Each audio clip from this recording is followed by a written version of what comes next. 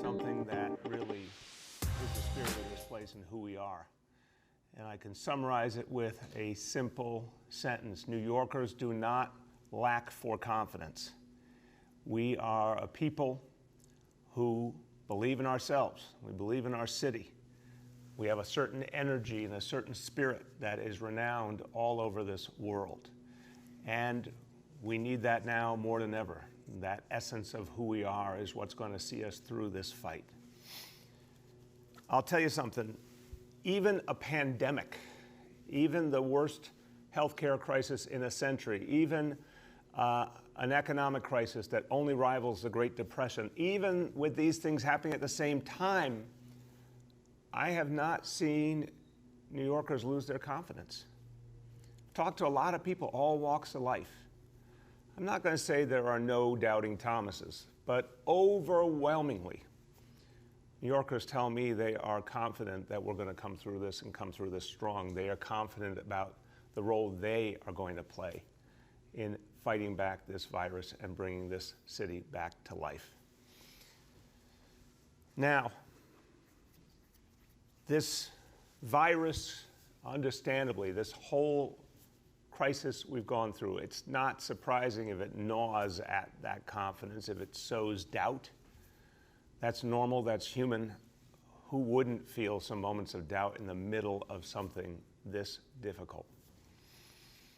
And that uncertainty that comes with it, a disease that still is not fully understood by the global medical community, a disease that we all wonder about in terms of our own personal lives. Even though we're confident by nature as New Yorkers, there's uncertainty pervading this whole experience. And the most essential question we all ask is, have I gotten this disease already, or am I going to get this disease?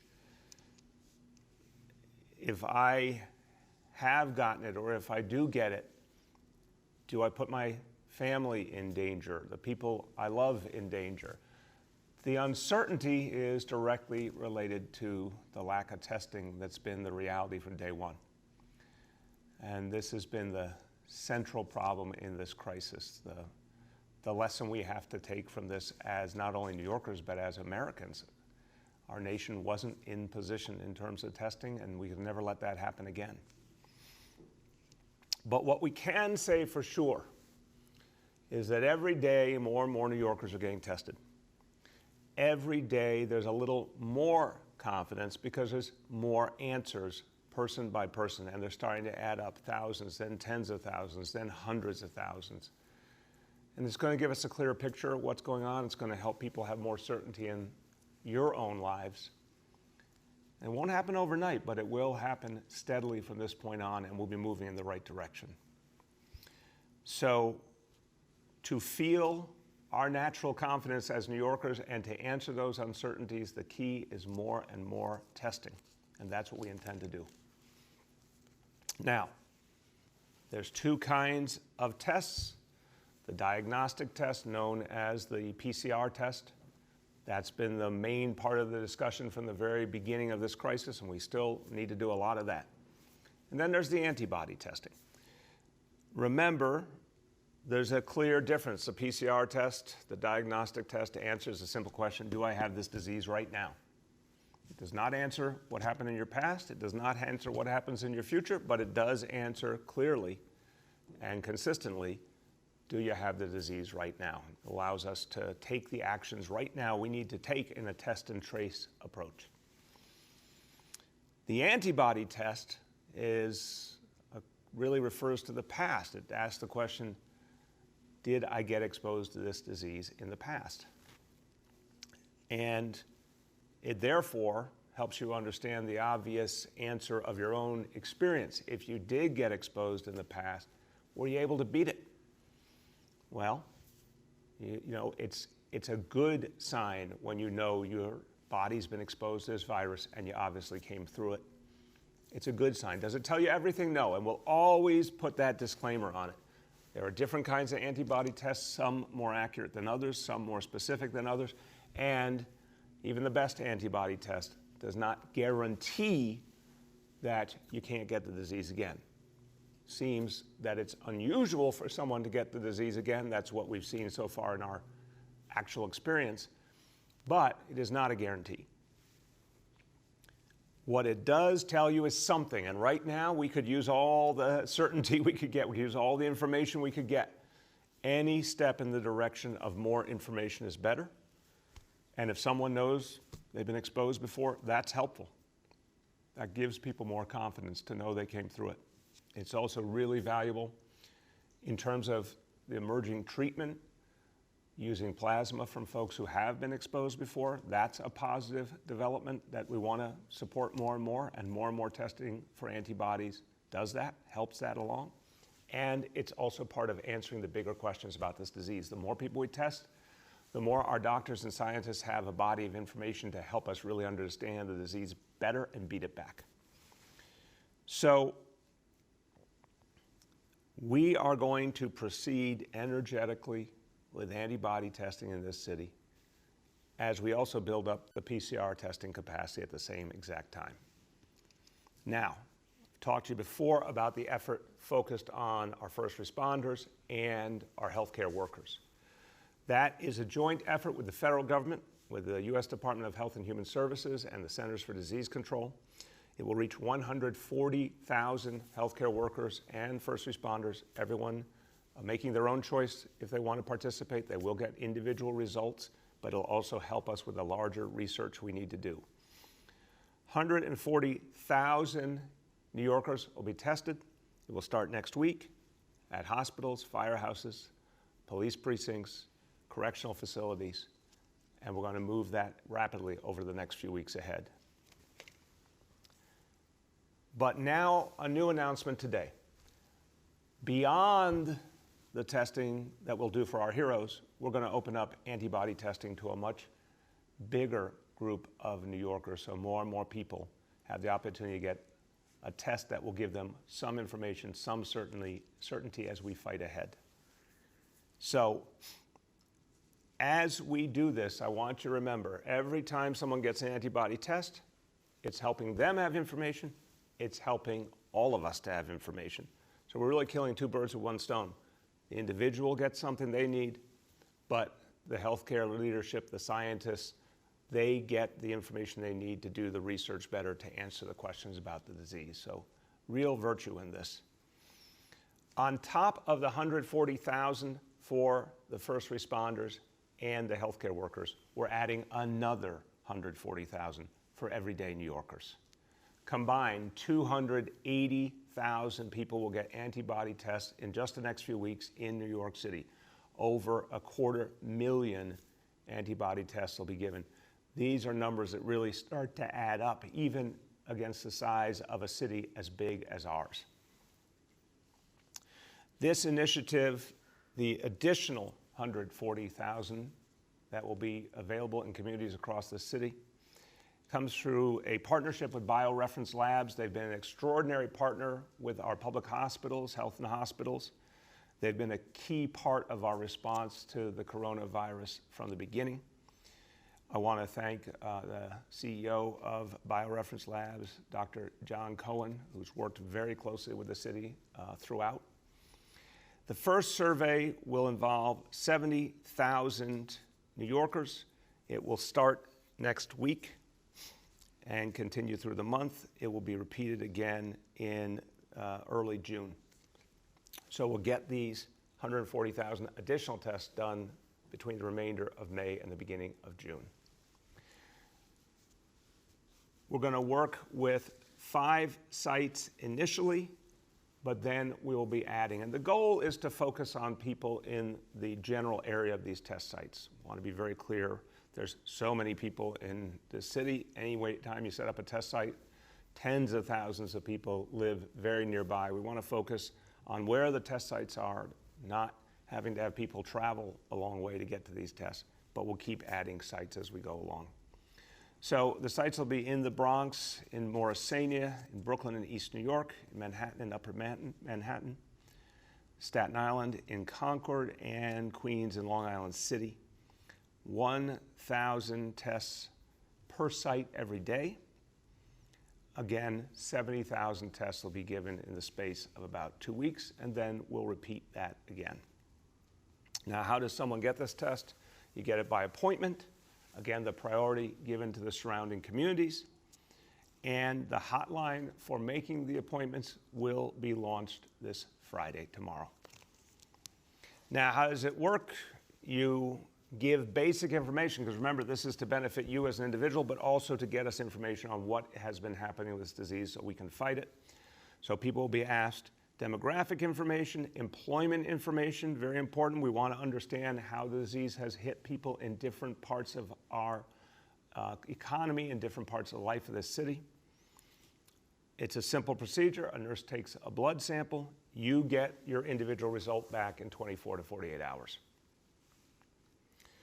So even though this is the kind of thing, this testing and the PCR testing is what would have made so much of a difference early on and could have fundamentally changed the history of this disease in this city if we had had it early, still helps us now to learn more and more, and obviously to give more and more New Yorkers the confidence in knowing their own situation.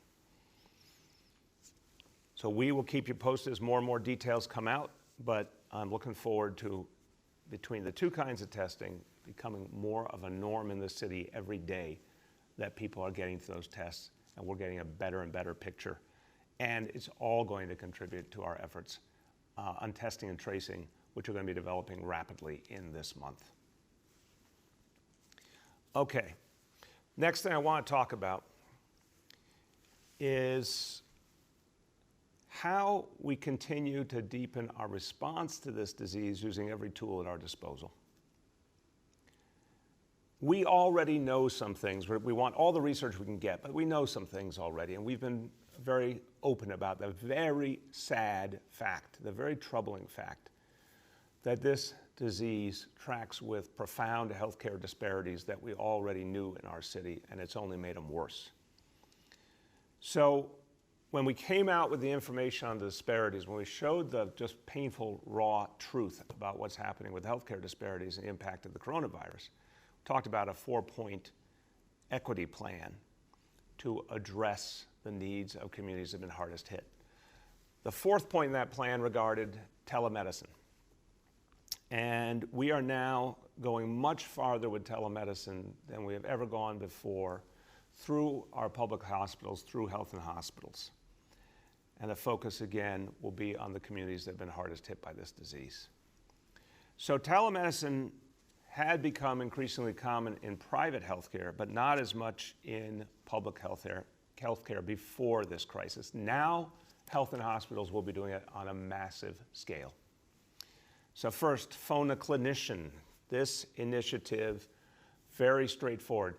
And it's one of 2 key things that we are now putting into play. Phone a clinician is about what you do individually. It means that you know, as a New Yorker, if you don't happen to have your own doctor, if you don't have a place to turn to get an answer to a question, that you can pick up the phone for free and get a healthcare provider from our public hospitals and clinics to answer your questions. We want people to get much more guidance, even though more and more information is out there about the coronavirus. And again, New Yorkers have listened, because you can see in how much progress we made in the city. That's because of your work. That's because you listened and learned and acted on what you heard. There's still so many questions. Every hour, every day, people have questions. The best thing is to know there's some place to turn where you can talk to a medical professional and get answers, particularly in communities that have been hardest hit. Helping people get the truth about this disease. Helping people navigate tough situations, the most obvious being if you have symptoms, what do you do? Or if you have symptoms, how do you deal with keeping the right distance from other family members? Or if you test positive, what are your choices for how to isolate and quarantine? It's really helpful for everyday New Yorkers to have someone to turn to at any hour of the day that they can trust to give them real answers, not just a piece of paper or something they see online, but an actual human being. So the free hotline is 844-NYC, the number 4, NYC. Again, 844-NYC-4-NYC. And this means that anybody, anytime you need to, can pick up that phone and get answers and never leave their home, never have to go through the hassle or the challenges that come with going outside. We keep telling everyone stay inside to the maximum extent possible. Therefore, telemedicine is part of how we give people confidence they can get the help they need without ever leaving their home. Now, this initiative is growing all the time. So far, in the midst of this crisis, we've had about 90,000 calls, and the result is that over 90% of the people who make that call never need to leave their home, get the information they need, get the care they need through the telemedicine process, and it works. We want to keep building on this. Now, our goal, all of us, is to drive back this disease and not need as much help, but we know we've still got a road ahead here. So our goal is to keep building up this apparatus. We expect to do at least 4,000 calls a day, and if the demand is there, we'll keep building more. So in the month of May, we're ready to handle 120,000 calls. And again, if this becomes a popular tool, if more and more people make the decision to pick up the phone and that's helpful to them, especially again, those who do not have a private doctor or a facility that they're already working with that they can rely on, the more people use it, the more we will build it.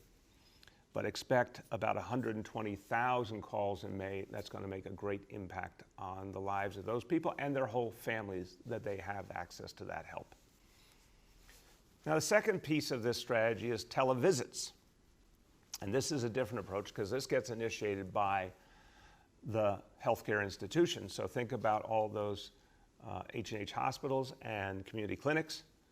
A lot of them, of course, have a deep constituency in their neighborhoods of people who have been coming to them, are connected to them. In this instance, this means that the provider reaches out to the patient to check in. Obviously, the vast majority of people are not going to normal appointments right now. Now, previously in our health and hospitals facilities, particularly the community-based clinics, televisits were pretty rare, almost none. The whole idea was show up in person. Now, already during this crisis, there's been 60,000 televisits initiated by health and hospitals clinics. This is going to deepen. This is going to be a big part of the strategy going forward. So the goal is to ramp this up to at least 16,000 per week starting in June. We believe that at least 80% of people who need help through our clinics for now can do it through televisits. So it'll be aggressive, a program by the clinics to reach their patients, check in with them, make sure they get whatever appointments they need. Of course, if someone needs to be seen in person, they still can be. But the goal is to the maximum extent possible, lean on televisits, reach a lot more people a lot more quickly, and always give people the option of getting health care without having to leave their home.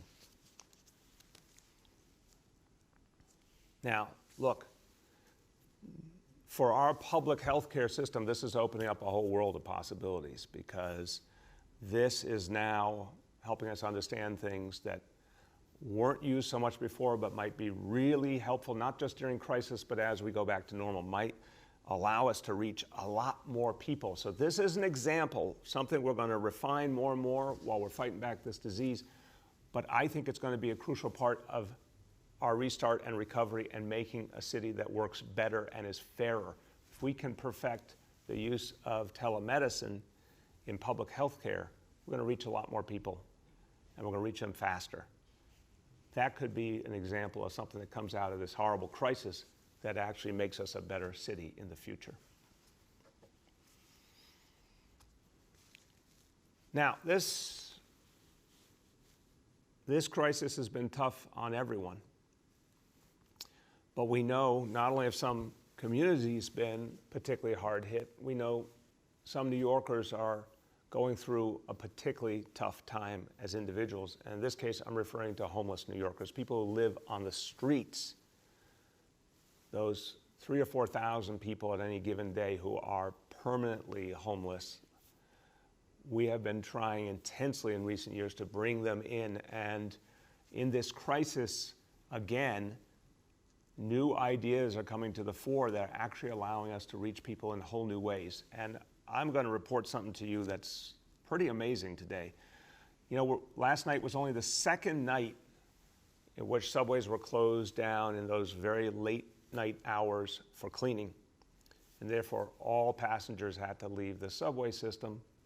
And that meant that our Department of Homeless Services and our outreach workers and specially trained NYPD officers could be there in places where there were a number of homeless folks to help them out and offer them a helping hand and offer them a place to come in and get the support they need. Yesterday, we talked about very, very impressive progress that was made just on the first night. But of course, the question is, okay, what's going to happen the second night, the third night? What does this really tell us?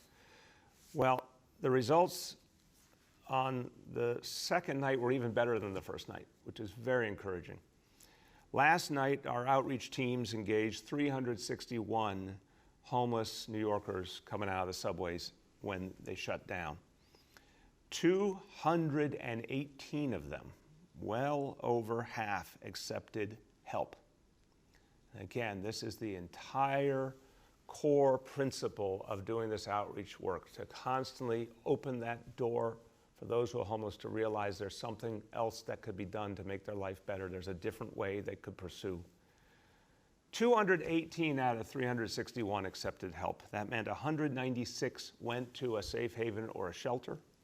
22 went to a hospital. Remember, a lot of homeless folks out there need medical care. It's about helping them feel the confidence that they can come in and get help. This is an amazing result. Now, we got a long road ahead, but this is an amazing result. Again, permanently street homeless in New York City, federal studies show year after year in recent years, somewhere between about 3,500, 4,000 people. When 218 come in one night, and then we hope and we pray that with a lot of good work, the vast majority of them will stay in, accept long-term shelter and then affordable housing and all the support they need to deal with whatever challenge they have, whether it's a mental health challenge, a substance abuse challenge, whatever it is. When these kinds of numbers mean that that many human beings who had lost their way now get a chance to live a better life, that's an extraordinary story. So again, thank you to all those extraordinary outreach workers out there night after night, no matter what's going on, they're there. The NYPD officers who got trained to do this work, who are devoted to this work, thank you. Thank you to the MTA, great partnership going now. I think this also is something that could lead to a whole different approach in the future that'll make life in the city better for everyone, particularly homeless New Yorkers. Now, in this crisis, there are some other people who have been really vulnerable. And this is a sad additional story within the story, and it's not something we can ever turn away from. To save people from the disease, to knock this disease back, to save lives, we have obviously had a policy of shelter in place, stay at home, and it's obviously working. For the vast majority of people, it's about keeping them safe and keeping all of us safe. But there are some people who deal with a very different reality at home, where home is not a safe place. And it is a painful reality, and it has been before. In this crisis, we've seen some troubling trends that we must address aggressively. We've seen too much domestic violence, too much gender-based violence. Some people, some observers have said, well, if everyone has to stay home, it's quote unquote inevitable that would happen. I don't accept that. We can't accept that. We need people to stay home for everyone's safety, but we also have to find a way to disrupt this problem because it's unacceptable. It's unacceptable that anyone would be in danger in their own home. We do not allow that in New York City. So, there's always help available, literally on a moment's notice. If anyone's in danger, not only will the NYPD come to help, and they've put immense resources into fighting domestic violence, but anyone who needs shelter will get it instantly, no questions asked. 24/7, anyone who's endangered, we will help immediately get a roof over their heads and be protected. Anyone who feels endangered, there's a particular hotline for people who are facing this threat. It's 800-621-4673. 800-621-4673. You know the person on the other end of the line will understand your circumstance and will act immediately to get you help. But responding to the crisis is not enough. We have to prevent domestic violence from happening to begin with. The NYPD and so many community organizations, so many providers, advocates have done extraordinary work finding new ways to fight back against domestic violence and gender-based violence. We need to find even more preventative strategies in this crisis and even more ways to protect those in danger. I'm announcing a COVID-19 response task force on domestic and gender-based violence, taking some of the leading minds and some of the people who do the most important work in this city to fight this scourge, bringing them together, working with our mayor's office to end domestic and gender-based violence. We'll bring together about 20 of the leaders in this field, convening them right away to figure out what else we can do and what's working any place else in the country or the world that we can bring here. But the bottom line is we're just not going to allow this to happen. No one should be suffering because they're at home. No one should suffer in silence. No one should be afraid that the place that's supposed to be their safe harbor is actually a place where they're endangered. We cannot have that in New York City. This task force is going to help us to come up with new solutions.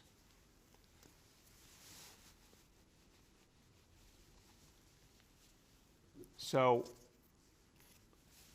a couple more things, and when we talk about new solutions, I want to talk about the challenge that this city faces. In fact, cities all over the country, all over the world are facing as we fight back this disease, as we restart and recover, and then work together to find a better path for the future.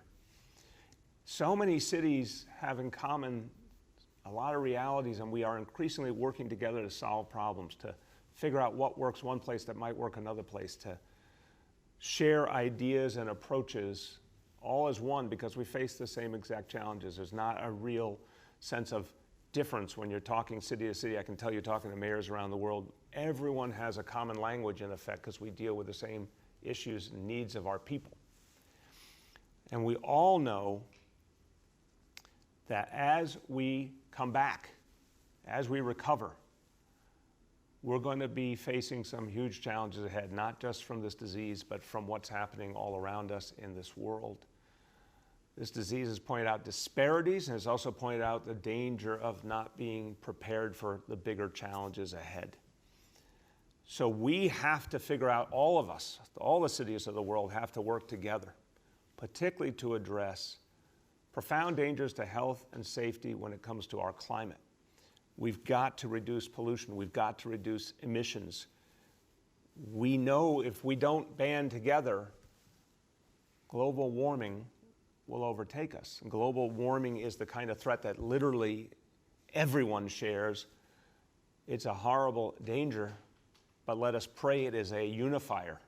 And maybe in this moment, as the world has fought this virus together, there's been some signs that the nations of the world might come together in common cause. Well, the cities of the world are doing that already. So we, New York City, have been part of an organization called C40. It's a group of cities around the world that are committed to ambitious action to fight global warming. And now C40 has laid out a set of resiliency principles for the cities of the world to follow in terms of coming back and coming back better. We've signed on to these principles because they give a good, very basic roadmap of the things we all need to do together and the things we're going to help each other do. And that means a focus on not just bringing back the employment we had before, but creating new green jobs. It means investing more in our people, in the health and safety of our people, including in communities that never got their fair share. It means reducing pollution, reducing emissions everywhere. Obviously focusing on communities that have borne the brunt of pollution and the healthcare impacts of pollution. These principles are really helpful in guiding our work. They're going to be the kinds of ideas that our Fair Recovery Task Force works with to broaden them into more and more specific game plan over time. But what's actually inspiring in this moment is, I've said to you as New Yorkers, as individuals, you should never feel alone. Your city is here for you. We also should not feel alone because all the cities of the world are banding together to fight these problems and to find solutions together. And that gives me a real sense of hope.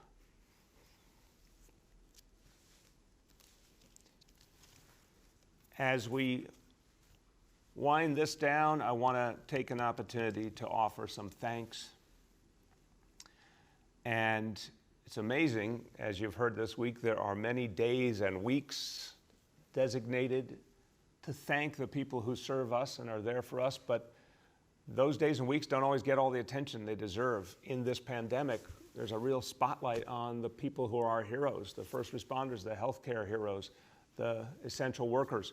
So you probably didn't know this before, but you should. It's National Correction Officers Week. And these are heroes who don't get their due. It's a tough, tough job. I've spent time in our correction facilities talking to our officers. They have a very tough job. It's thankless, it doesn't get the acclaim, but it's another crucial part of how we make this city work and how we protect people. Our correction officers have to show a lot of agility, a lot of creativity in doing the work they do, because remember, it's not just the work of public safety, it is the work of redemption. The entire concept, that's why we call it Department of Correction, is to help people come back from their mistakes, never see the inside of a jail cell again. And our correction officers do amazing work to achieve that kind of goal every single day. So to everyone at the Department of Corrections, our correction officers, all the employees of the Department of Corrections, appreciate what you do. It is not easy in normal times. It's been a lot harder during this pandemic. It's been a tough, tough time for all of you, I know. But you keep showing up and you keep making sure everyone is safe and you keep doing that work of redemption. And I want to thank you, and I ask all New Yorkers, if you know anyone in your life who works for the Department of Correction, please give them a special thank you this week, because they do so much for all of us. We don't get to see it that often, but it's something we depend on a lot. Please give them a real heartfelt thanks. Okay. Now, time for the daily indicators. And again, I'm looking forward to us working together, continuing that strong discipline approach you've all engaged in to get these numbers to go down together steadily. Today, we have progress. It's not perfect progress, but it's damn close. So this is a good day. I want to see even better days, and I want us to string them together because that's our pathway to opening up, reducing restrictions, and taking the steps towards the restart. So let's go over the indicators. Number one, daily number of people admitted to hospitals for suspected COVID-19. That is down from 109 to 79. Isn't that good to hear? Only 79 people. Now, for those 79 people, they are dealing with real challenges. I never want to belittle even if a single person has to go into the hospital for COVID-19. But thank God, compared to where we were, only 79 people as of the latest measure. The daily number of people in ICUs across our public hospital system for suspected COVID-19, that has gone down as well from 599 to 567. Again, still 567, that's a lot of people.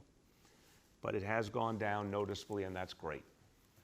Now, one thing went in the wrong direction, but I will say, thankfully, only by 1%, so it's still a good day. Percentage of people tested positive for COVID-19 citywide, up 15% to 16%. Overall, right direction. Let's dig in and go farther. Let me offer a few words in Spanish. Este virus nos hace vivir con duda. Y los neoyorquinos merecen saber lo que está pasando. Vamos a estar más informados con cada examen que hacemos. Y vamos a hacer muchísimos más exámenes gratis en las semanas que vienen. Cada examen nos va a ayudar en esta batalla. y le va a dar a cada neoyorquino la información y seguridad que merece. Okay, with that, we will turn to our colleagues in the media, and please let me know the name and the outlet of each journalist. We'll now begin our Q&A. As a reminder, we also have Dr. Barbeau, Dr. Katz, and Senior Advisor Jay Varma on the line. First question today goes to Andrew Siff from WNBC. Hi, Mayor. Good morning. Good morning, everyone. Hope you're all doing well. Yes, good morning, Andrew. How you doing? Hanging in there. My question is about the testing. You have set out benchmarks for testing before and then acknowledged that those benchmarks, despite the best intentions, were not met. So I'm wondering, first of all, what assurances can you give New Yorkers that that 140,000 number for first responders and 140,000 number for everyday New Yorkers will actually be met? And then assuming you do hit those numbers, what is that information supposed to tell us?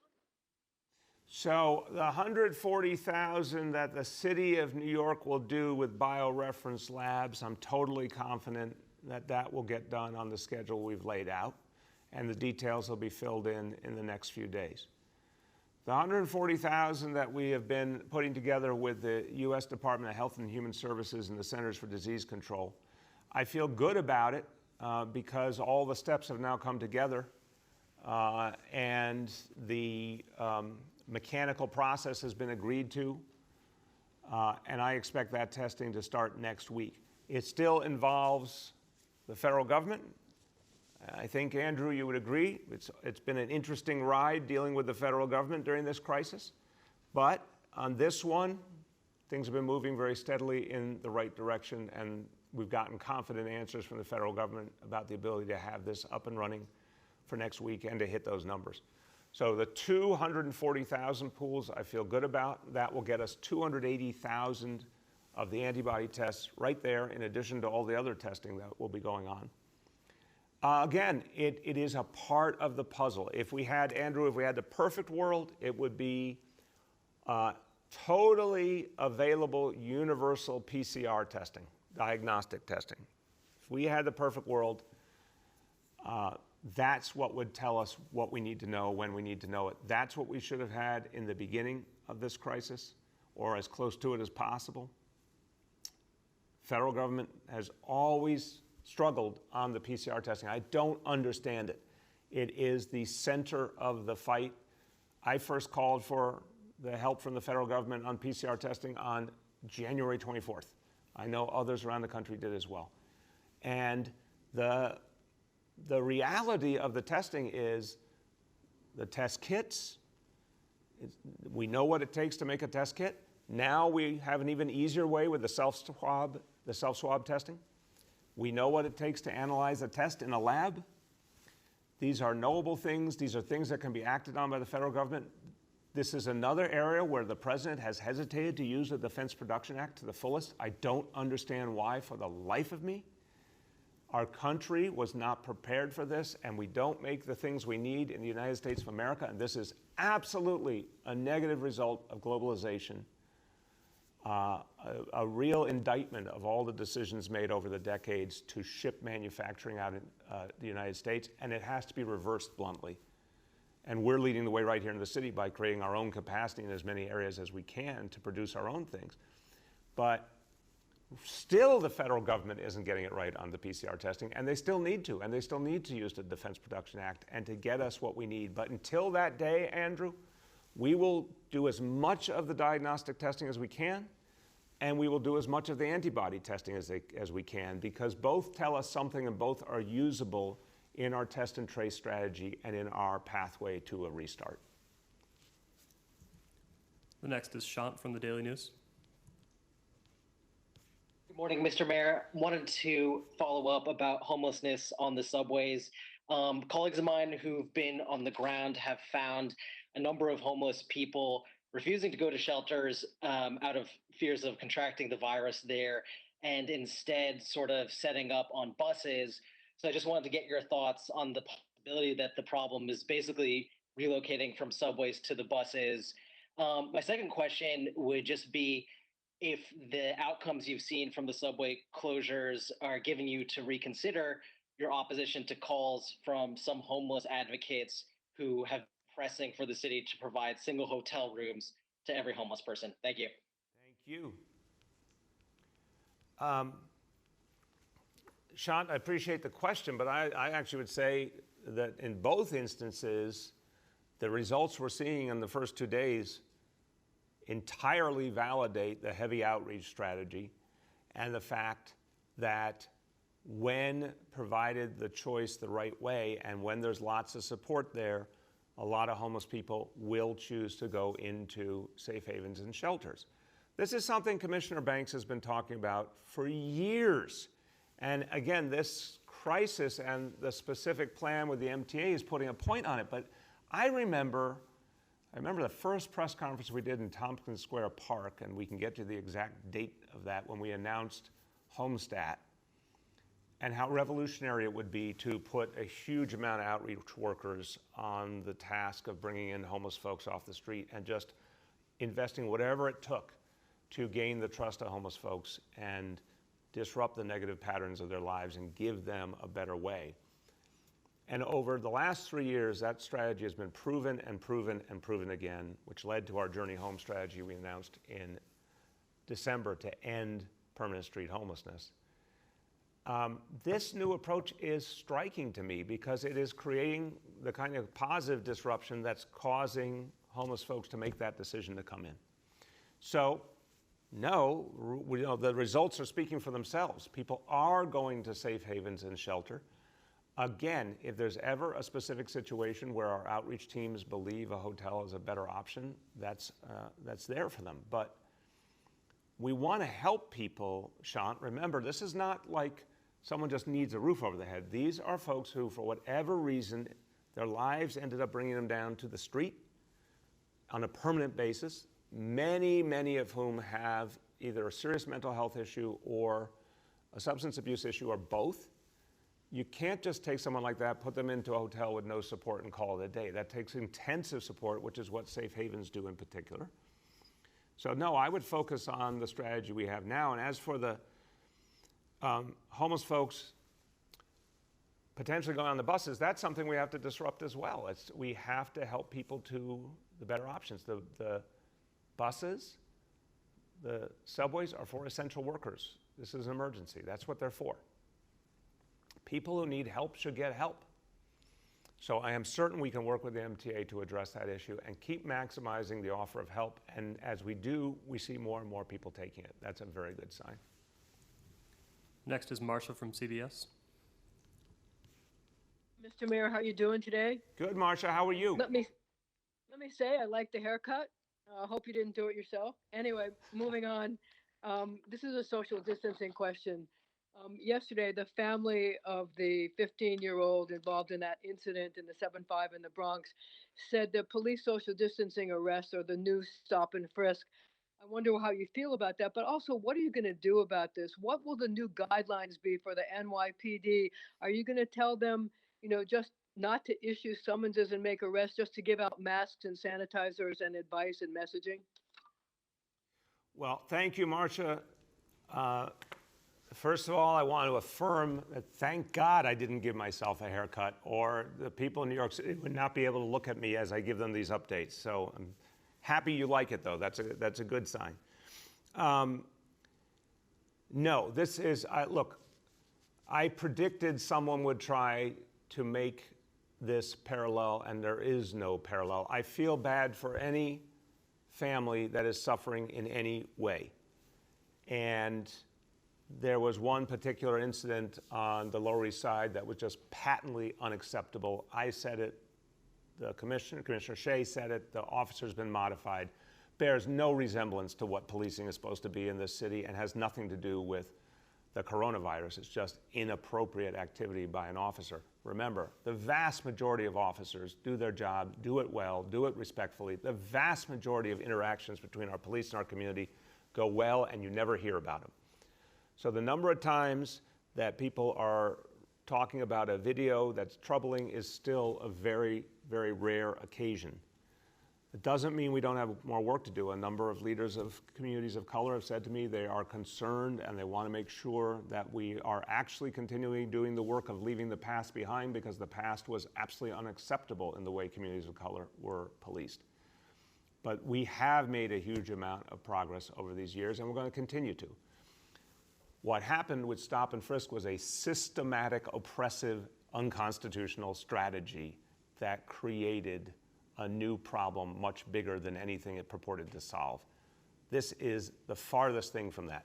This is addressing a pandemic.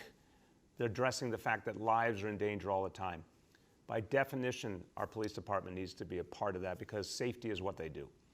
Now, the vast majority of interactions around this pandemic are officers reminding people what they do, asking them to change their behavior. People, they respond. I've had this conversation with Commissioner Shea and Chief Monahan. The vast majority of New Yorkers, when an officer, not only a police officer, any of our enforcement officers says, hey, I need you to create more space. Hey, I need you to put that face covering on, people do it. Some incidents have occurred that have nothing to do with social distancing, and we should not forget that. There's entirely different activity going on. Police still have to fight crime, and they still have to address conditions in neighborhoods when neighbors call in with a complaint. But no, we're going to make the protocols clearer and clearer. But it's that hierarchy I've talked about several times. The thing we're going to be particularly intolerant of is larger gatherings. Those are just downright dangerous. When people are too close together, we're going to help make sure that they create more space. We're going to help make sure people wear face coverings, very consistent with what our police do to protect safety in general. But we're going to keep refining the protocol to make it clearer for everyone involved. It's a whole new world we're dealing with. We never had to deal with this in the past. This is a new world. It'll take time to get it better and make more sense of it, but I'm confident that we'll get it done. Next is Julia from the Post.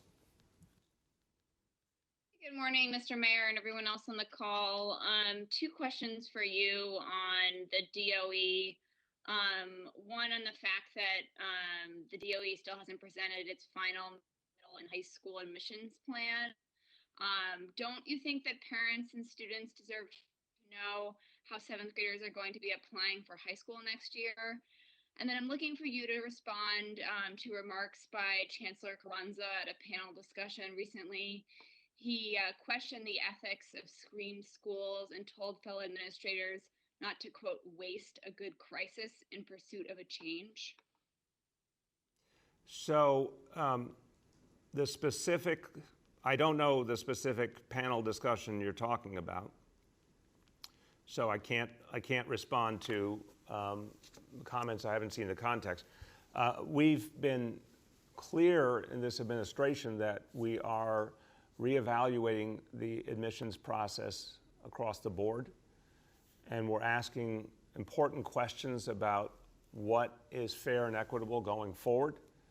Many things are going to be reevaluated as a result of this crisis. It's a whole concept I've been putting forward that we are not just going to bring New York City back with the status quo that was there before, but we're going to try and make a series of changes that favor equity and fairness. We were already in the process of doing that when it came to school admissions. So certainly the screen schools are being reevaluated, and we'll have more to say on that in the future. On high school admissions, look, everything's been disrupted here on a just seismic level. Of course, with each passing day, we're able to do more and more to clarify to students and parents how things are going to go in the future. So admissions certainly will be addressed, and will be addressed soon.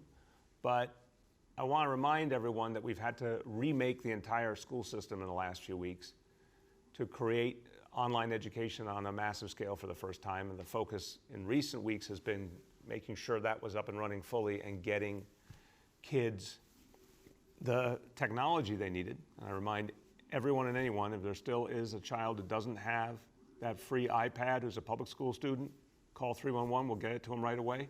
And also for children with disabilities in our non-public schools, religious and independent and private schools, we will get them a free iPad as well. And again, any family can call 311. But our focus has been getting the education system up and running this new approach, making sure we're focused on high school seniors, because that's the most sensitive piece of this equation, helping everyone who can graduate to graduate, and starting to build a pathway to the summer and then next year. But as we're able, filling in more of the blanks, and we'll certainly have a lot more to say on admissions soon. Next is Juliet from 1010 Wins. Oh, hi, good morning, Mr. Mayor. How you doing today? Good morning, Juliet. Are you going to present me with another problem to solve today? No, maybe tomorrow. Okay, good. You're take one day off once in a while, okay? But listen, no, thank you for the acknowledgement on the encampments. Actually, we're hearing about more locations, so I'll keep you posted. But my questions today are as follows. What options are you reviewing to avoid furloughs and layoffs? There is a lot of concern about that from working New Yorkers. And the other question is, we had Yankee President Randy Levine on 1010 Wins talking about plans for the possible resumption of baseball. He's hopeful there could be some kind of opening at Yankee Stadium.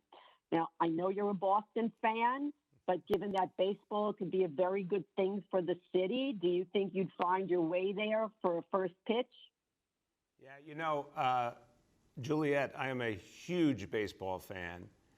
And I'm getting to the point now, you know, I just saw that ESPN is going to start broadcasting South Korean baseball. And I'm like, I need baseball. I think a lot of us need baseball. I'll watch it anywhere, any country, anyhow. But look, I would love nothing more than to see baseball come back to New York City.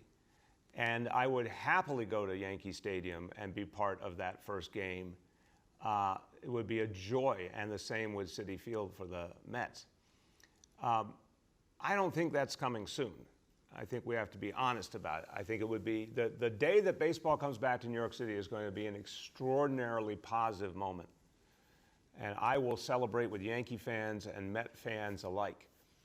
But I think we need to set our sights in a realistic place. As we think about restarting, and we see this from the good examples around the world and the bad examples, and the good examples around the country and the bad examples. You start in smart, purposeful ways. You start where you can do the maximum social distancing. You gotta be careful. The more people you put in one place, the greater the danger until you really knock down this disease. So there's a kind of chicken and egg here, Juliet. You want the perfect time to really reopen big events and all is when the disease has really been beaten back to, you know, next to nothing. So, and the danger with big gatherings especially is that could be one of the things that propels the disease back and gives us that boomerang we really don't want. The example of New Orleans and Mardi Gras. You know, big gatherings cause problems. Could you have baseball without fans or with, you know, a limited number of fans? Yeah, there's different things to discuss. But I want to really emphasize, we're not there yet. And I think those bigger gatherings and bigger events are going to be one of the last things that will really fit the equation as we restart. And this one I put in the better safe than sorry category. You know, I want to see baseball come back badly, but I want that the day that baseball comes back, everyone is really confident that it's the right thing to do. So when it comes back, I will unquestionably be there joyously with all other baseball fans, Yankees and Mets alike. Quick point on the encampments. Again, those are not acceptable in New York City. So Juliet, if you find others we want to hear about right away, or anybody watching now, if you see homeless New Yorkers setting up a semi-permanent place to live, we will not allow that. Just call 311. We'll get NYPD and homeless services and sanitation over there to clean it up immediately. We need those reports so we can make sure that nothing like that happens. On the furloughs and layoffs, Juliet, this is the last thing I want to do, literally the last thing I want to do. And the key to avoiding furloughs and layoffs is in the hands of the president and the Congress. So far, conversation I had with Speaker Pelosi on Sunday suggests that the House will present a stimulus that is very respectful of our first responders, very respectful of our healthcare heroes, very respectful of our essential workers, and very respectful of cities and states that will help us fully back on our feet. That's what we need. Senator McConnell has been disdainful of helping out states and cities in need. The president has gone from silent to now he's throwing all sorts of perverse conditions on. He's literally talking now about wanting to give a tax break to the wealthy for capital gains tax as a precondition for helping our first responders and our healthcare heroes. It's unbelievably wrong. It's inappropriate. It's inhuman. It's literally, imagine a rich guy wanting to take care of other rich guys rather than wanting to take care of cops and firefighters and doctors and nurses. It's unbelievable. We're seeing things in this crisis that you can't even believe are coming out of the mouth of the President of the United States. So I would argue that everyone who wants to see that stimulus so we can be made whole, so we can keep our whole workforce intact, needs to raise their voice, whether they're a Democrat or Republican, whoever you are, raise your voice. And our heroes need to raise their voices to remind everyone in Washington of the fact that we need them to be on our payroll serving people they deserve to be, doing the great work they're doing and having the confidence and the security they will do it for years and years to come. But Juliette, if you take $7.4 billion out of any budget, which is exactly what we're dealing with now, and even worse, without a stimulus, we'll lose more money because there won't be a restart. There'll be lost revenue more and more.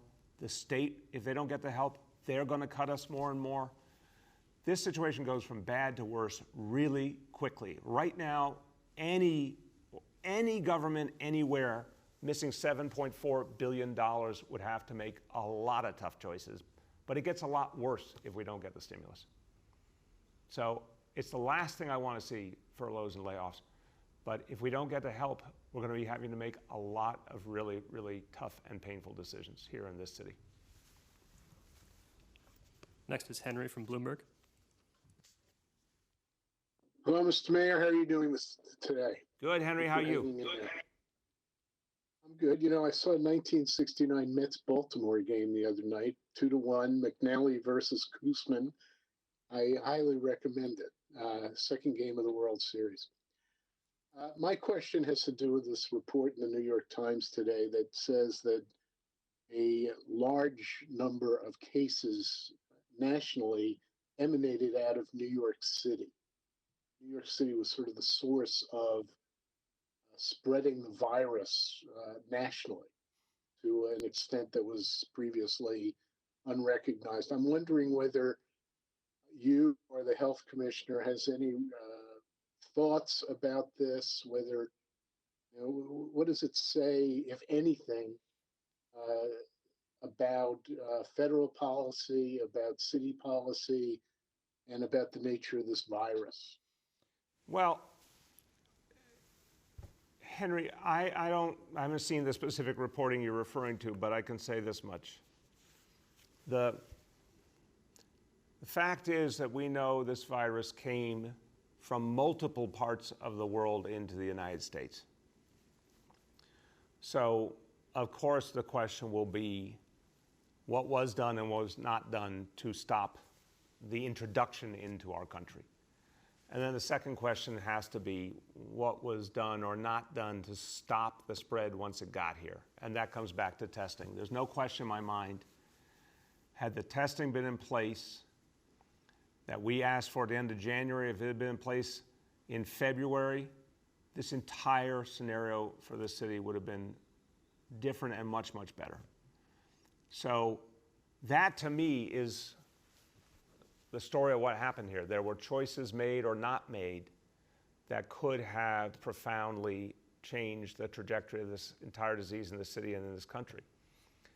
But after that, you know, I think it's clear when something is introduced,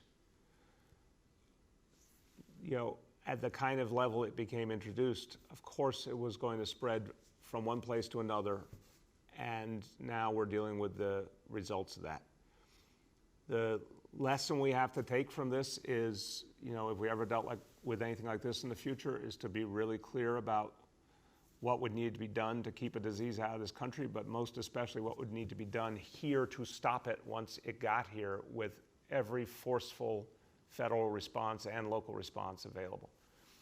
But I would also say, while we're trying to analyze what happened, how about we get the federal response right now? Again, two things the federal government really needed to do in this crisis: testing and support the cities and states. Right now, failing still on the testing and failing to step up to support the cities and states. So we'll look back and we'll have plenty of time to analyze what was. What I'm shocked by, Henry, is the same mistakes are being made right this moment, and this will determine whether this disease continues to spread or not. And I think we need to take every opportunity to stop it dead in its tracks now, and we can only do that with really full federal support. We still don't have it. Next is Abu from Bangla Patrika. Hello, Mayor. How are you? Good. How you doing? Good. Thank you so much. So I have a question, which is, you expressed the frustration and anger day before yesterday about, I think, about the president who is not helping the New York City. What is the alternate plan if you don't get any support from federal government?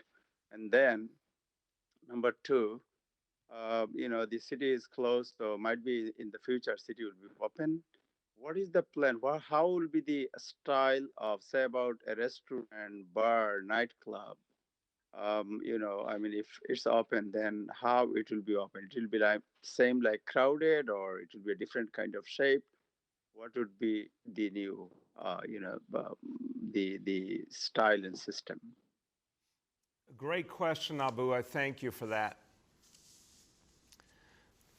So I think it's fair to say that restaurants, bars, nightclubs are one of the most sensitive pieces of this equation. We just talked earlier about Yankee Stadium, Citi Field. There's really big gatherings. That's probably the single, most sensitive piece of the equation when you bring a huge number of people together.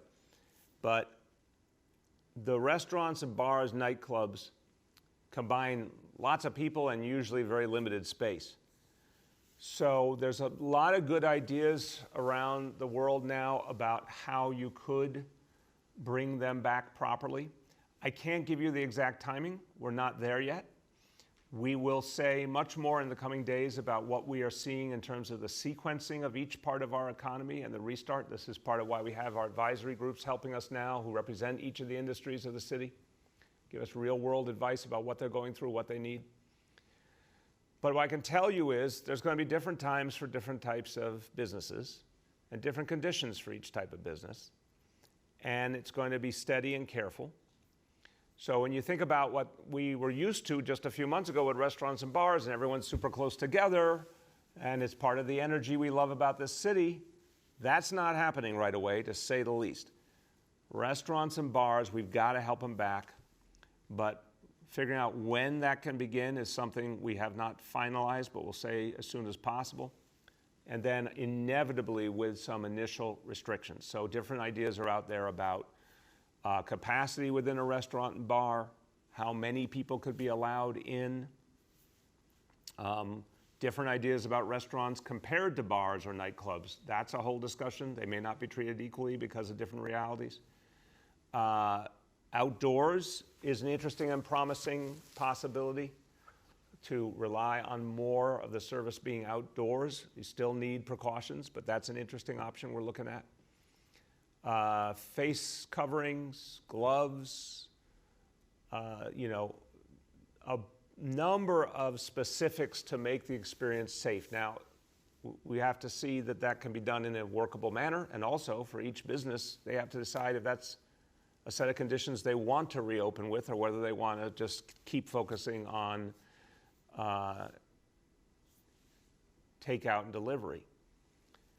But we will put together a plan that gets very specific about the when and the how and the conditions and the precautions, and that's going to grow with time. But don't expect anytime soon the kind of crowded bar or restaurant that we knew before. It will be here one day, but it will not be soon. On the question of what we would do with no stimulus, it's just tragic, horrible math. I want people to think about $7.4 billion, what a staggering number that is. And, you know, a lot of people look at the city budget like, oh, you could do this, you could do that. You know, $7.4 billion means a whole huge swath of things have to be cut. And again, if there is not a stimulus, and if it's not a very generous stimulus, the situation gets worse because a lack of stimulus hurts restart and recovery. Then there's less revenue. So the problem we have now, the $7.4 billion, becomes a much bigger problem. If the state isn't made whole, they've already cut us $800 million on top of the $7.4 billion. So really right now the hit we've taken is 7.4 plus 800, which is $8.2 billion. There would inevitably be really substantial additional state cuts. It just gets worse and worse and worse, and then we have to think about all sorts of things just to balance a budget. By law, we must balance our budget.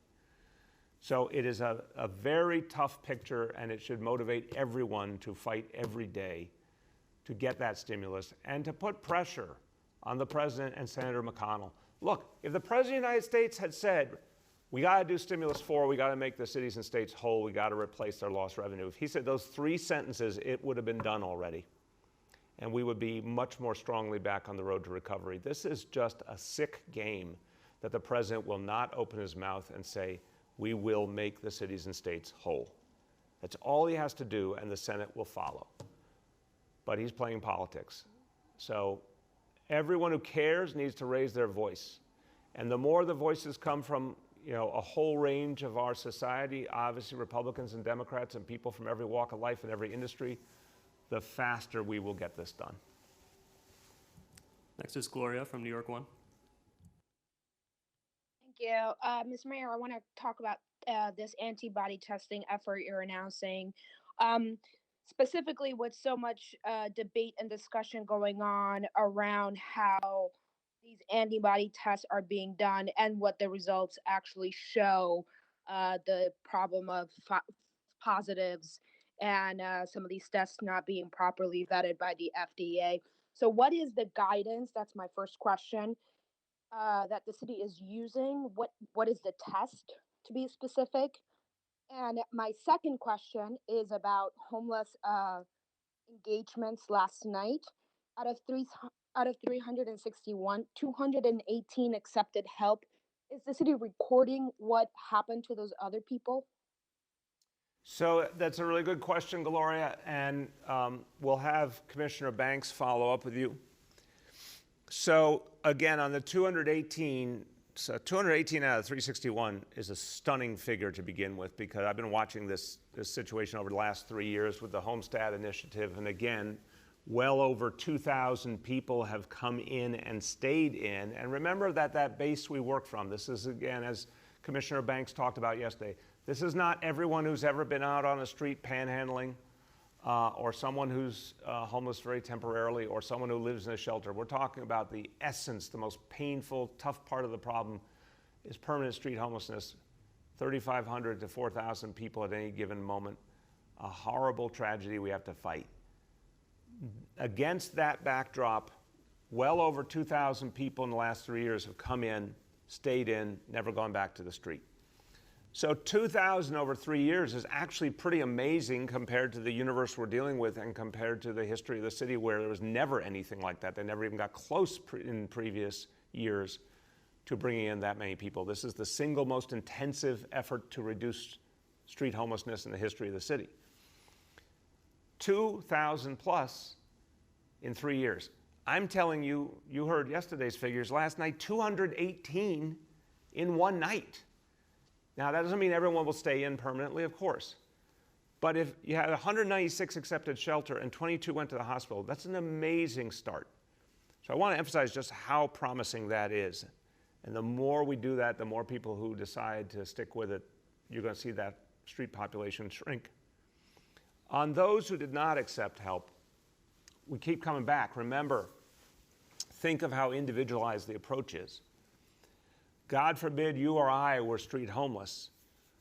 The outreach workers would know us by name in the vast majority of cases.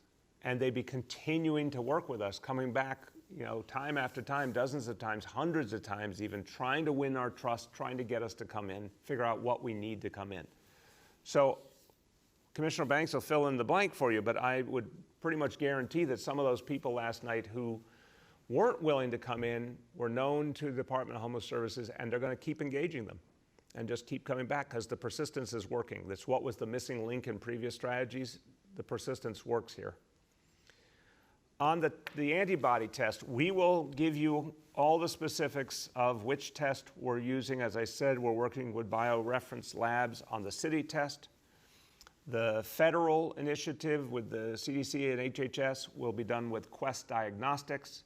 So two really leading, well-respected testing entities. We will get you exactly which test each is using. And with it will, of course, be guidance for everyone about what the test tells you, what it doesn't tell you. We've been explicit about this. The test doesn't tell you everything. It tells you something, and it's not a perfect measure. It does not mean you don't have to keep practicing social distancing and using PPEs depending on your profession. But it gives you some confidence, some knowledge, and it helps in other ways as terms of our bigger fight against the coronavirus. So we'll give that information to everyone who gets tested, and we'll give them their own results and make clear to people what kind of follow-up makes sense depending on their results. But we want to be very transparent about what the test is, what it means, what it doesn't mean, and what the results are we're getting as we go along. Next is Mark Morales at CNN. Hey everyone, how you doing today? Good, Mark, how are you? Good. I wanted to follow up on the social distancing questions and specifically about what was discussed yesterday. I know we were talking about releasing data as far as summonses go for the month of April, and I wanted to know, when is that going to happen? When is the city going to be releasing the summons data related to social distancing for the month of April? And if you've seen the data, what does that show you? So I have not seen it. I expect to see it very shortly. It will be released for sure. I want to remind everyone, thank you, I've been given the update, it will be released tomorrow. That is certainly shortly. So I'll see it today, it'll be released tomorrow.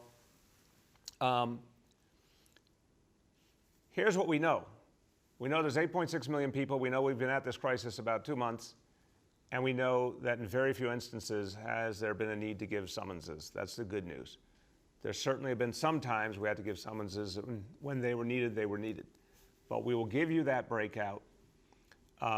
It's still such a small number that I think it tells us something, but it doesn't tell us anything nearly as important as the fact that there has been intensive effort by the NYPD and other agencies to educate and to enforce, and now also more and more to give out the face coverings. And the vast majority of that has worked, and the reason we know it's worked is because we can see it in our daily indicators. We can see how much progress has been made with the social distancing. We can see it with our own eyes, the way the vast majority of New Yorkers are applying social distancing and putting on the face coverings. So vast majority of cases, this is working. But we will give you that data tomorrow. It'll show the facts as they are, but it'll also be against a pretty small sample size because summons has not been something we've had to do too much, but we won't hesitate to do it when we need to. Next is Yoav from the city. Hi, Mr. Mayor. I wanted to ask you about the subway sweeps. Do you have a sense for what percentage of the homeless people at the end of those train lines are being engaged, and what type? It's kind of a similar to Gloria's question about what type of accounting is it for what happens to them. But you also mentioned that it sounded like offering a hotel room was one of the options that they can be given in certain cases. Can you just say in which cases, and have any of the homeless people actually moved to hotel rooms from the subway? So again, I'll have Commissioner Banks give you more detail, but I can give you just an overview. Let me ask from Freddie Goldstein that just if we have yesterday's numbers too on number engaged, yeah, that'd be helpful. On your first question, Yoav, so again, I've said it, I'll say it again. 361 were engaged last night by our homeless outreach teams in NYPD. 218 of the 361 accepted help. 196 went to shelter, 22 went to the hospital. So when we say accepted help, it means that they actually left the scene with our teams and were taken someplace else where they could get help. So a huge percentage. The remainder did not accept help, but again, we know a lot of them, and we'll keep working on them. And I need people to understand that these are human beings. Each one is different. You know, you don't win every time, but you keep at it, you do get a lot of people to move. And I think we're seeing more and more in this crisis, more and more street homeless people are choosing to accept help. And I think it's in some ways related to all the changes that are happening and all the disruption of our normal life pattern. It's actually opening up a lot of homeless people to the possibility of accepting help, and that's a good thing. To compare to the night before, 252 were engaged and 139 accepted help. So high levels of engagement both nights, and in both cases, a majority accepted help. And that's a very striking result. Again, there seems to be, in my humble opinion, an over-focus on the hotels. The hotels seem like in many of our questions here, I think the hotels are being put on a pedestal that's just not the reality. And so let's try and get it clearer here. Hotels work for some things, they don't work for everything. When it comes to a homeless person who needs help right now, this is different than if someone's in a shelter setting. Let's just try and get this tight here. Someone's in a shelter setting, congregate shelter we've talked about, and there's a need for more social distancing. That's a case where we are using hotels. We've been doing it more and more to make sure there's enough space. And we choose according to the person and what they need. And some people do better because they can handle a hotel situation, and other people can't so easily handle a hotel situation. Many are folks who need a lot of support. And being in a shelter with fewer people can be the better and healthier option, and that's what's worked on every single day. The folks who are street homeless and have been spending a lot of time either on street or subway or both are in many cases dealing with really extreme problems. And the goal is not to just take them and leave them alone somewhere, but the goal is to get them the intensive help they need. That's the entire concept of the safe haven, and that's a concept that has been proven now for 3 years to work. Think about, Yoav, someone who is street homeless with a very high interconnection to serious mental health issues and or substance misuse. They need a safe place. They need a lot of support. They need a lot of medical care. They need mental health services and or substance misuse services. It's not snap your fingers, you know, instant gratification. They were living in a subway or a street and now they're in a building and they're fine and they're going back to normal life. It is a process. It takes time and energy, but we've seen a lot of success. So you don't just take someone and drop them someplace. You take someone someplace where they can get the intensive help they need as part of their rehabilitation, as part of getting them to a better place. That's the whole reality. As I said, if there's an instance where a hotel for any particular reason makes more sense, of course that option exists. But when you're talking about people coming off of the streets, I don't think that's the typical option. The typical option is safe haven or shelter. And again, Commissioner Banks will get you more later on. Next is Jeff Mays from the New York Times. Hey, good morning, Mr. Mayor. Just two questions.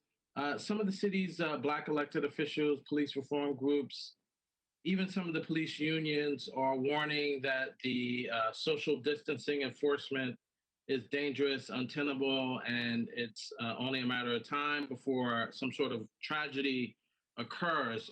Are you concerned about one of these incidents becoming something tragic? And then secondly, Commissioner Shea, I believe, suggested that when the weather gets warm, there may be a plan to limit the number of people that can go into parks. Is that something that you are working on or have discussed with the commissioner or plan to put into place? Thank you, Jeff. Yes, on the second piece, yes.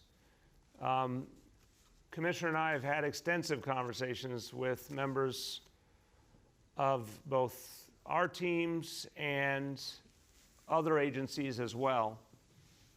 And there are certain parks where just the configuration of the park lends itself to overcrowding, and we're working on strategies right now to address that.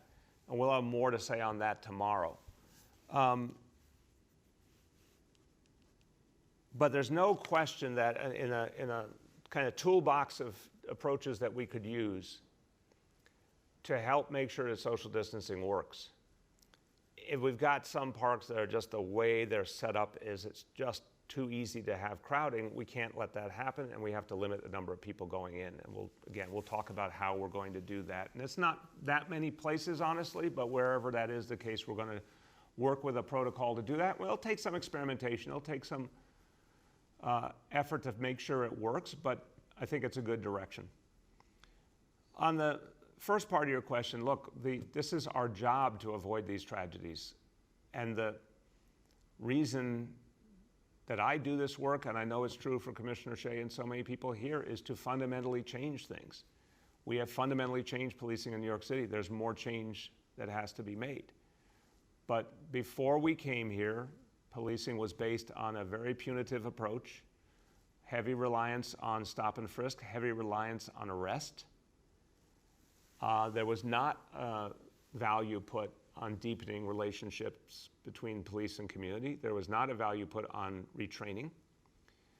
And we've been doing all these things, and we're going to do a lot more. We've retrained the entire police force in de-escalation. We obviously have put body cameras on every patrol officer. The entire strategy now is neighborhood policing and building relationships with communities. We have de-emphasized arrest to a huge degree, let alone getting rid of the vast, vast majority of stop and frisk. Nothing has changed in this crisis. The whole mission is to protect people's lives and avoid the tragedies of the past. We have a new threat that we have to put front and center, and this is where I part company from the PBA and some of the activists as well simultaneously, and I'm very comfortable parting company from both with all due respect to them. The way you keep people safe in New York City is to use the finest police force in the world to protect people. That is a fundamental truth.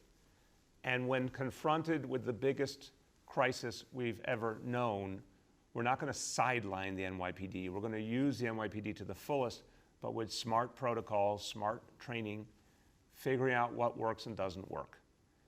And I am not making my decisions based on a very few interactions that were handled poorly or went bad. I'm making my decisions based on the millions of interactions that are going right. And the fact that clearly this city is moving in the right direction on social distancing and shelter in place, and it's making us safer, and it's saving lives. We're here to save lives. I'm not going to sacrifice saving lives because people are fearful of something that loomed in the past. I want to protect people in every way, but it begins with protecting them from the clear and present danger of this disease.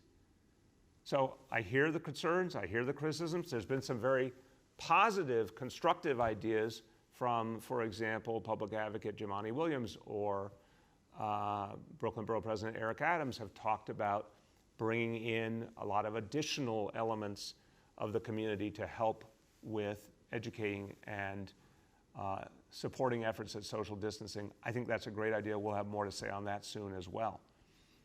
But no, the NYPD has to lead the way in keeping people safe, and fighting this disease is job one, and that's what we're going to do. We have time for two more today. Next is Christina from Chalkbeat. Hi, Mayor. Thanks for taking my question. I wanted to know if there are any plans to systematically test teachers to contribute to being able to reopen school, and what role also the subway system will play in reopening schools obviously now there are shutdowns, and lots of students and teachers rely on them to get to class. Very important, I would dare say profound questions, Christine. I appreciate it. On the second one, look, everything's going to interact here.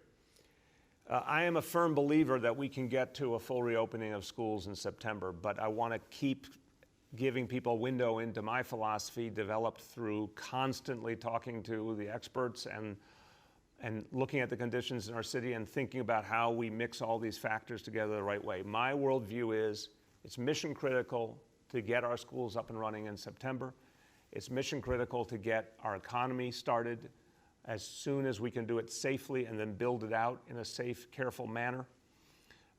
All of that is going to require the pieces fitting, carefully in each case and each step being proven before we take the next step. So you're absolutely right. It's hard to have that full reopening of schools without the subway system being more available to our students and the people who work in schools. That says to me how important it is to keep tight with our current strategies. If you value the reopening of school in September, then stick with the social distancing, stick with the shelter in place, stick with the strategies that work, put on a face covering, and all the things we're going to do to keep that working is about driving down the disease and then that handoff, as I said, to an intensive test and trace strategy that keeps driving down the disease more. We do that intensely enough, May, June, July, August. That's the gateway to reopening schools fully. I would also argue that's the gateway to expanding subway service again and doing so many other things.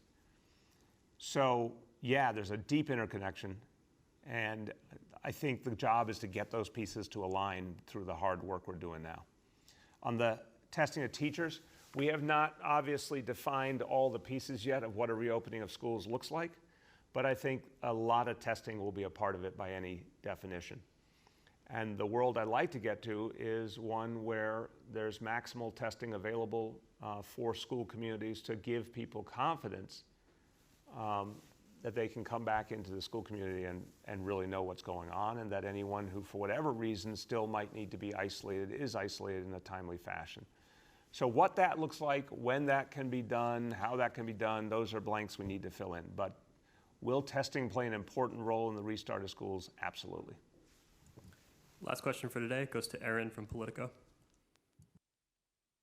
Hi, Mr. Mayor. Couple quick questions about the antibody testing. Have you received new information or assurances as to the reliability of the results of these tests? I know just a couple weeks ago, the health department put out an alert essentially saying not to rely on them. So has anything changed between now and then?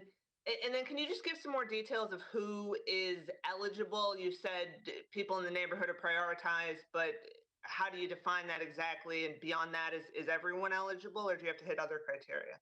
Thank you, Aaron. So we'll put out the eligibility criteria. Look, we've got a good thing, which is testing, but I don't want to see people start to go too far for testing, especially in a world where we're going to start to make it more and more available in more and more places. So I want there to be a sense of localness to this. That's why it's so important to have a priority for residents in nearby communities. This is to reach a lot of people. It's also for the research purposes I talked about. And if you're talking about you need to do thousands of people at each test site, you can do that in so many parts of the city in an area within walking distance of the test site even. You could get enough people to reach those goals. So I want it to be very local. People will call and reserve. Preference will be given to the local area. Obviously, there's additional testing and people can get to it from places that are somewhat farther. We're going to allow that, but it's not our preference. Our preference is for it to be as local as possible, just to minimize travel, because we know more and more testing is coming behind it. We're obviously in an intensive ramp up now. On the reliability, I think it's a great question. I think it's really important that we are clear. This test is not the end all be all. Said it a bunch of times. We'll say it every single day. There'll be written materials given to people. There'll be reminders given by the healthcare professionals. We are not promising people a rose garden here. We're not saying the antibody test is the last word. It's not, but it tells you something. The most effective tests, and obviously we're working with BioReference and Quest Diagnostics to make sure that we have the tests that we believe are the most fine-tuned, if you will, the most specific to indicating that you've had COVID-19 and you've been exposed to it previously. We will announce exactly what those tests are and give information about the nature of them, but we would only utilize, as the City of New York, we'd only work with partners who agreed to use a test that we have higher confidence in terms of its specificity, identifying the presence of COVID-19 previously in someone's experience. There are some other tests out there that I think are less reliable. We're not going to work with those. So we will be clear about reliability levels.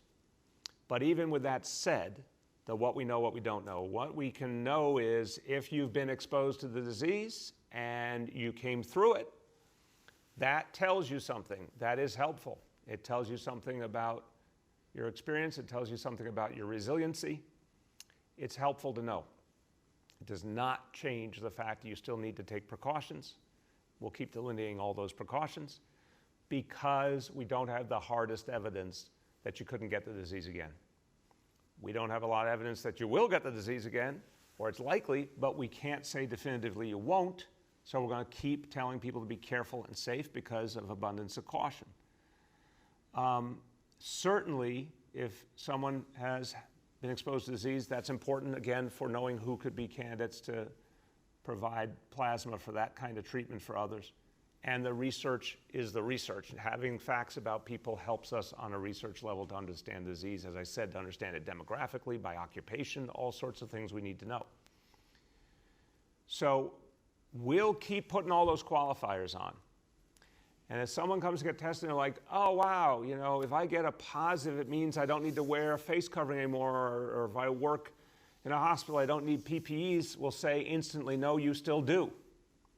Till this is over, you still do. So we'll keep putting all those qualifiers on, but it still helps, it still tells us something. And again, as we get the final specifics out there, we'll give a lot of detail on which test we're using and what it means and how we're going to move forward. All right, well, everybody, I'm going to finish where I started on a word, again, synonymous with our city, confidence. I feel a lot of confidence today myself, and I have been taking in so much information from day one. If I was not convinced we were on the right path, I would tell you. You'd be able to see it in my face. I am 100% confident that we can and will beat this disease. And I am even more confident because of what I've seen you do. There is an interesting line in life between confidence and arrogance. Arrogance is when, in many cases, you aren't backing it up with the facts. In this case, I have confidence, and New Yorkers have confidence, because we're actually proving to ourselves and to the world that we can change the reality of what's happening in the city. And we can beat back this disease. It's happening literally every single day. And the indicators that go over each day show it, and you can see it in the life of the city that things are getting better because people did the right thing. So there will be doubts along the way. There will probably be some setbacks even. But you don't have to wonder about New Yorkers. You don't have to wonder about our basic nature. You don't have to wonder about our toughness, our strength, our compassion for each other. You don't have to wonder about the ability of New Yorkers to do big things. It's playing out on the great stage right now. It's playing out before our very eyes. And I am confident we're moving in the right direction. And please, I know it's not easy. I know it's too long a battle, but we will get through it. Do what you're doing, do even more. Spread the word about the power of social distancing, of wearing those face coverings, of staying home to the maximum extent possible. It's working. Let's keep going, and that's the way back to normal. Thanks, everybody.